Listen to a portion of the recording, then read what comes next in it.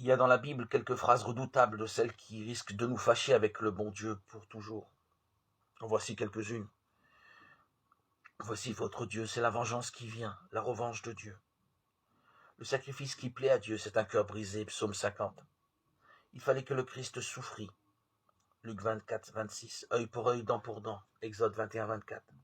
Sans compter les prières empreintes de violence et de haine dans les psaumes comme celle-ci, Seigneur, détruis-les, psaume 54. Peut-on vraiment reconnaître là une inspiration divine? Et pourtant, à en croire l'apôtre Paul, toute l'écriture est inspirée par Dieu, de Timothée 3,16. Et que penser de ces mots souvent entendus, tels que rachat ou crainte de Dieu? Nous ne savons pas trop bien articuler tout cela avec la conviction pourtant bien ancrée que Dieu est amour, comme saint Jean se plaît à le répéter. Alors ayons le courage de ne pas rester sur cette insatisfaction. Commençons par déblayer le terrain. Bien souvent, une lecture attentive suffira à nous éclairer.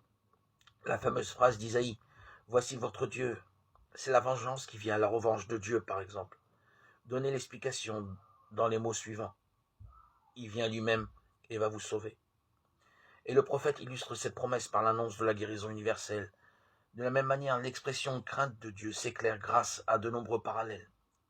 Par exemple, Dieu veille sur ceux qui le craignent, qui mettent leur espoir en son amour, psaume 32. Traduisons, ceux qui le craignent, ce sont ceux qui mettent leur espoir en son amour. On est loin de la peur, c'est même tout le contraire.